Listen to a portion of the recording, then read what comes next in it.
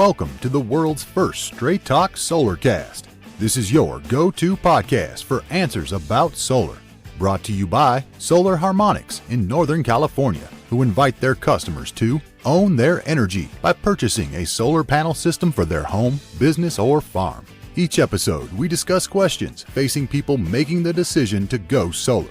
The solutions to your questions are given to you straight by one of the leading experts in the solar industry, Jamie Duran, president of Solar Harmonics. Feel free to search our library for answers to questions that you're facing when considering solar. And now, here's Adam Duran, our host with the questions, and Jamie Duran, our solar expert with Straight Talk Solarcast. Hey, Jamie, how's everything going today? Oh, going great. Going great. Sunny, nice day in Brentwood for sure. Oh, no fires. No fires yet? Oh, I saw 2 fires today. Nothing coming our way. Thank goodness. I saw, a fire as well, but it was all put out and everything. It was just evidence of the fire all along the hills. I wonder if they just light those off and then let them go for a little while and then put them out just for safety. Yeah, that would be good. But I saw, big one in Pittsburgh, big one. I think it's either in Livermore or Danville. Big one. Oh boy. All right. Fingers crossed for California and PG&E because they're all going to be caused by PG&E. Oh yeah. Absolutely. Oh boy. Or PG&E is going to say, it's fireworks. It's not us. Fireworks. That's right. Those crazy kids. Oh yeah. It's always something going on. All right. So what do you got for us today in today's podcast? Well, today I want to talk about cryptocurrency and solar together. Wow. Okay. Cryptocurrency is, most people have heard of BitCoin. Mm-hmm. And so it's an electronic currency that people are investing in, and then they wait till it goes up and then they sell it, and then they can actually turn that into actual dollars. Whoa. So it's kind of an investment similar, let's just call it like gold, right? So when you buy gold, you're not actually getting a gold bar anymore, you're getting a gold certificate. And let's just say it's $1,000, and then all kinds of craziness happens in the market and it goes to $2,000. Well, you sell your gold certificate and they give you $2,000. Same thing with Bitcoin. But how Bitcoin runs is it's a worldwide network where people with computers can essentially process the data for Bitcoin, and then they're rewarded in Bitcoin. And so they're trading their computer capacity for Bitcoin, and then they trade the Bitcoin for actual money. Easy. Oh, wow. Easy. Easy.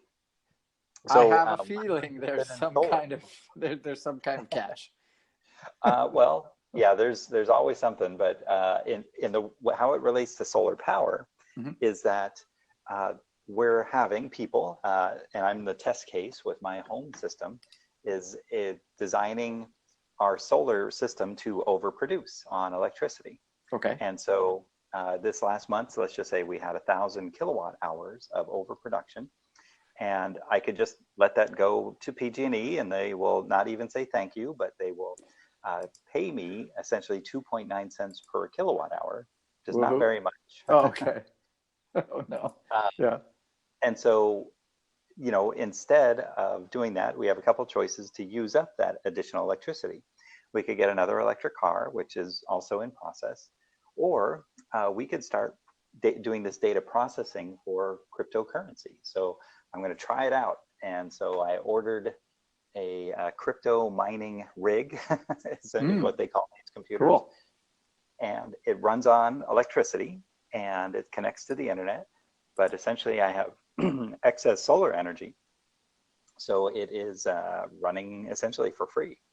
So currency that it is, well, not free. I mean, it's 2.9 cents that PG&E would graciously pay us. But now, let's just say over a year, I mine $600 worth of a Bitcoin type currency. And that's at today's prices. Let's just say it goes up in value. That $600 could turn into $750 or $800. Oh, neat. Cash it in. Wow. Yeah. Wow. So it's a process, and I will report back. I've talked to a few people already, and they're very, very interested in hearing how this goes. It is pretty exciting, and there's a million different options that you can do once you have this computer capacity. You could join a mining pool where you're lending your data processing capacity to a huge group of computers that are all processing one type of cryptocurrency, and then everyone shares in the rewards.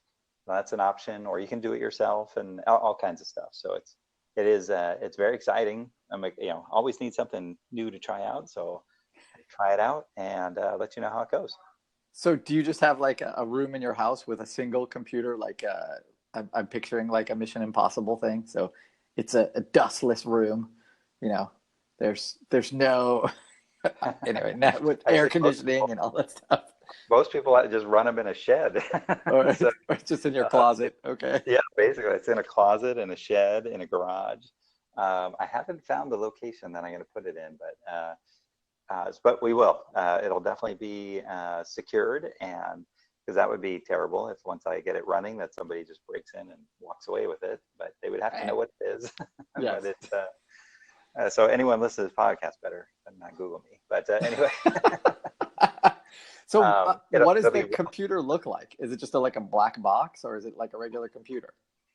It's like a box without the sides. So you see all the guts of the computer, all the cards, video cards, and the processing cards that are in it.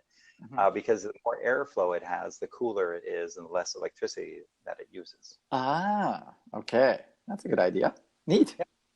Yeah, so crypto mining and solar together is an absolute no-brainer. The biggest cost, because once the mining has already paid for the computer equipment, the only ongoing cost is the electricity. Right. And so if you can reduce that electricity cost, then it's almost pure profit. Wow. Neat. It is exciting, and people are making money with these, and you can go on YouTube, and there's people there that have said they've retired now because they're just running cryptocurrency mining.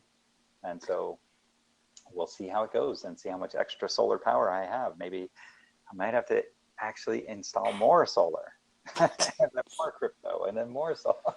You're going to have a giant bubble over your house of solar panels. Oh, yeah. Like a geodesic dome of solar. Well, I have a whole hillside back here that, the state doesn't really know anyway. Big hillside is facing perfect stuff. If I have a house, though, my roof is generally not going to be enough solar. Like, there's not going to be enough capacity on my roof to run one of these, right? How many panels does it take for one computer, let's say? So the one, it depends, of course, because right. if you run it for 1 hour, most of them are running about 1 kilowatt hour. So every hour you run, it's 1 kilowatt hour. Okay. And so my plan is to run it from, when the PG&E rates go to the lowest, because I've been depositing all day, and we talked about that net metering on other podcasts. But once the rates go down at 9 p.m. here in PG&E territory, and then they go up again at 7 a.m. So my plan is to run it from 9 p.m. to 7 a.m. every day, and when the rates are the cheapest. And so we'll see how much extra capacity I have after it's run. But it is, if for anyone else, if they do have excess solar kilowatt hours, this may be a good option rather than just letting PG&E have them at 2.9 cents per kilowatt hour. That's awesome. So do you have the computer, do you have like the clapper to start it? And I mean, you got to go over and turn it on, right? No, they have a timer. So there's software the software in it will start the data processing at 9 o'clock and 1 second. And then turns off at 6:59 and 59 seconds. So it is programmable for sure. So is PG&E really that exact? I have a feeling yes. It's not that exact. 9:01 or 9. You can download your 15-minute increment data from PG&E. I think there's some fuzziness there. Come on. Yeah, well, there we go.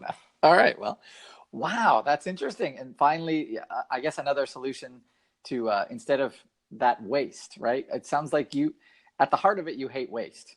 So this is using that energy that your system is producing, like squeezing every cent out of it that you can. You're maximizing your investment for sure. Yeah, it's good.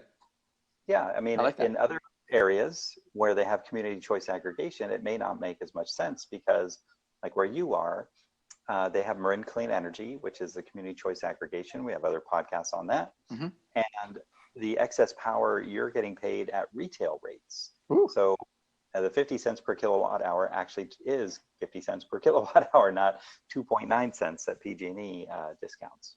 Oh, so, wow. So it may not make sense to do the crypto mining in every area, but it's certainly worth looking at. And like I said, I will keep track of the earnings and keep track of the costs and let people know how it goes. Of course, with cryptocurrency, like anything else, the second you turn it into dollars is now it's a taxable event. So, so it is taxable. So keep that in mind as well. I have kept that in mind, 100%. I know you have. Oh, yes, I have. Me no likey. No, thank you. Keep looking. Go to the next house, right, please. Thank you.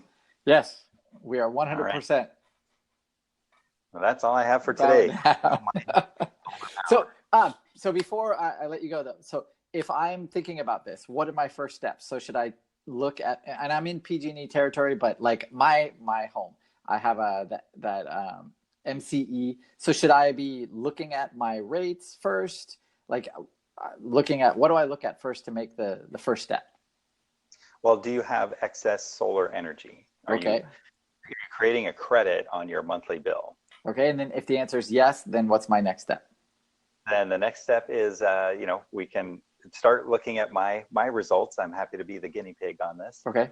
And, I'll post some updates on our Facebook page. Good. Straight Talk Solarcast, and we'll track it and see how it goes. And this will be a test case.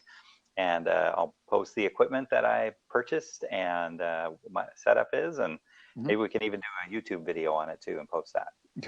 Woohoo! Great. But you were saying though, if for someone in my territory, because I have that, what is it called, the MCE? So what is it called? What's the terminology for it? Aggregation. One more time, sorry. Community choice aggregation. Okay, so if I'm in a community choice aggregation area, I'm probably getting better rates, right? So it might not make sense for me to do this. Correct. It might not, but then, if you want to, cryptos, as I mentioned, the rates today that, so let's back to the gold example. If it's at $1,000 today when you're mining it and you hold it instead of cashing it in immediately, maybe it goes up to $2,000. And so that's kind of the cool part of all this is the accumulation of. I'd love to buy my first Ferrari using BitCoin that my solar helped produce. Sweet. And the government will appreciate it too, because it's just, you got to pay the taxes on that Ferrari as well. 100%. Yes, sir. I do have to pay the taxes on that. Thank you, sir. Yes. Okay, we're going to wrap it up there unless you have anything else. No, but excited to get started. It'll probably be fully running by the end of August 2019, and then we'll post some stuff on the Facebook page and see how it goes. But excited. That's cool. Yeah. All right. Great. If you have any questions on cryptocurrency mining in regards to solar, please visit our Facebook page. If you have any questions, you can contact us through there. That's all for now. All right. Talk to you next week. That's all for now. Thank you for listening to this episode of Straight Talk Solarcast with solar expert Jamie Duran. Join us each week for more answers to your solar questions. Speaking of questions, got some? Email us at solarcast@solarharmonics.com and we'll be sure to give you an answer in an upcoming episode. This episode of Straight Talk Solarcast is brought to you by Solar Harmonics, the leading solar energy developer in Northern California, who invite you to own your energy. Visit them on the web at www.solarharmonics.com.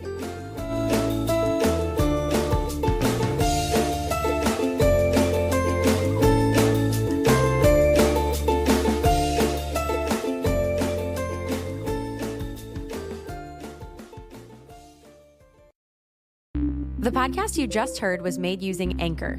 Ever thought about making your own podcast? Anchor makes it really easy for anyone to get started.